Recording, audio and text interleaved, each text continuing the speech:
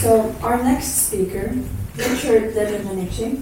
Thank you, Zana. If you're watching on the live stream, there's a 7-second delay. I'm from the UK, but I'm actually only a third English. Multiple Flygskams. Is that a good pronunciation? 10 years before flight guilt was a thing, I established the Plain Food Cafe and attempted to kind of neuro-linguistically reprogram people into not wanting to fly anymore by showing them footage of geese getting sucked into airplane engines and then immediately serving them hot chicken curry. In a way, I was outsourcing my offsetting. This presentation today has already generated 169 kilograms of flight guilt. This is my first visit to mainland Europe since the UK left the EU. I'm particularly excited to be in Norway because the first vinyl single I ever bought as a child was Norwegian. The Living Daylights by a-ha. I feel that digital technology has been very cruel to old movies as it enables us to freeze frame them in 4K in A View to a Kill, starring Grace Jones. Little effort has been made to disguise Roger Moore's stuntmen. Here are some examples.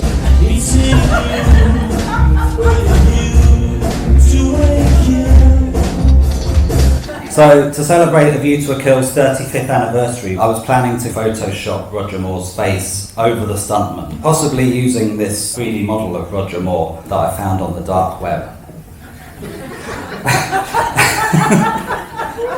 Unless anybody in the room knows how to do deep fakes, let me know afterwards if you want to collaborate on this important cultural project, which I'm calling Less is More.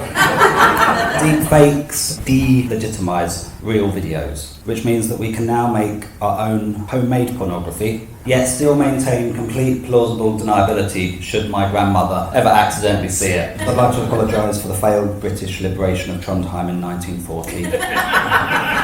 Later, Trondheim would use soft power to invade Britain, specifically the British pop charts, because hits by all these UK bands were produced here in Trondheim by these two gentlemen, known as Stargates. Stargates. I'm now going to show you my top 10 pieces of work which I think constitute digital wild, and at the end of each, I was going to ask you to shout out if you thought it was either digital wild or analog tame. But we don't have time for this level of audience interaction. This is actually the name of the conference next year. Does anybody remember Second Life? It was the future in 2007. Here's one of the performances I did. It's called If You Don't Remember It, You Were There.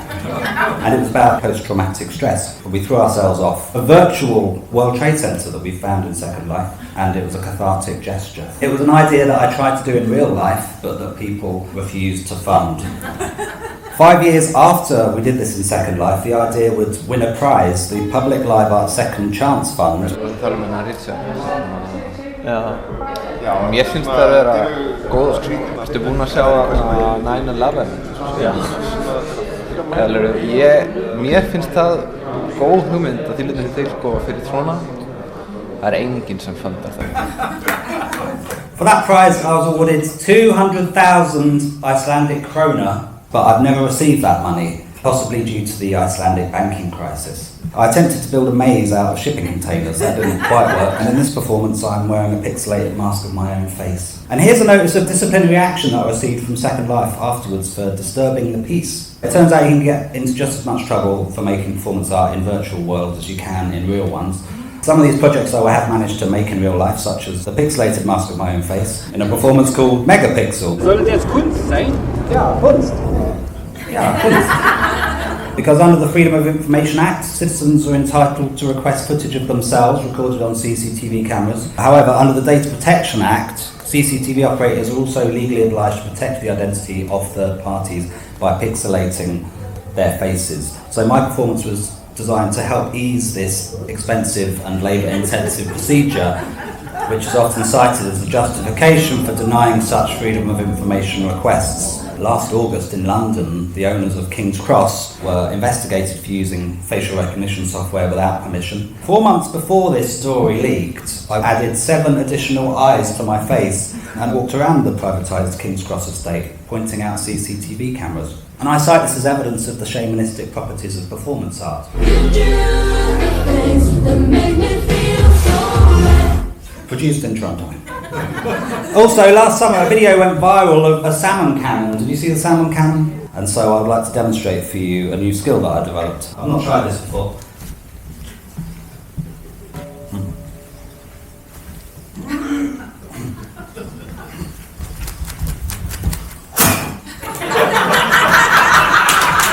Thank you. Thank you. Sarcastic applause. Some of my ideas are so new that they seem stupid at first. For instance, in 2009 I launched my portable karaoke system to solve the important problem of not being able to sing karaoke whilst walking down the street.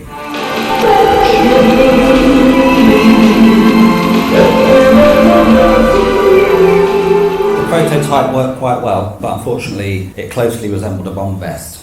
As I discovered to my cost on the London Underground. But since then I've continued to refine and iterate the concepts to the extent that there are now off-the-shelf commercial alternatives available, which is very exciting to me. Because artists invent the future, don't they? And this is a great example. I like to think that I've willed portable karaoke technology into existence.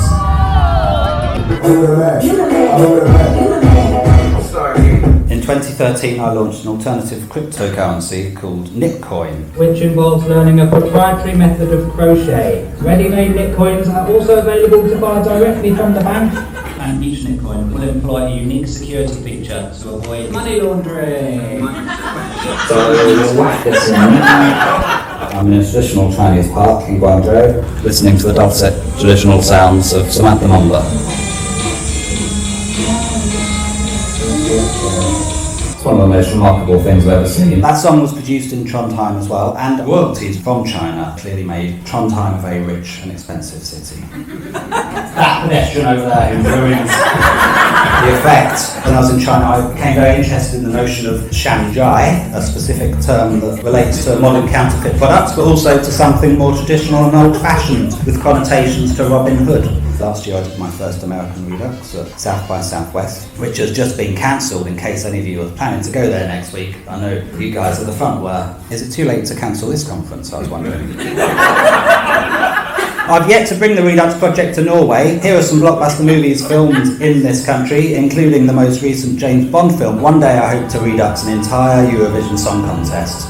In preparation, I've been visiting European countries, practicing all the songs.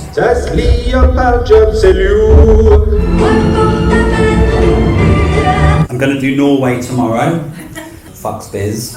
They were formed during a very powerful dream. We're now in regular contact with the actual Bucks Fizz, whose sexual politics we so graphically parody. It's with a heavy heart last year I decided for the first time in 20 years not to watch the Eurovision Song Contest. Few people will turn down a free helium balloon. Therefore, it's a great way to spread subversive messages, especially in areas where protesting is banned. We haven't got time for you, Blue.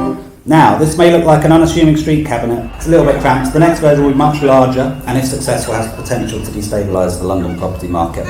Here's a construction photo. Atomic Kitten there. Genital trification. These are only prototypes. Do not use 3D printed objects inside your body. It don't matter to me. Dead art in museums, as Alex was talking about. Last summer, my fake torch was put on display at the UK's National Media Museum alongside a genuine Olympic torch. Political decontextualisation is inevitable.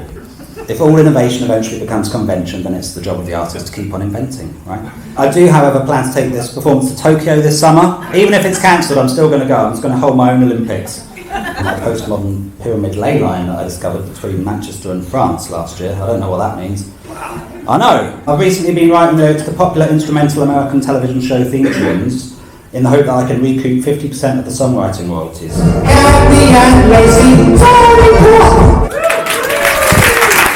Thank you.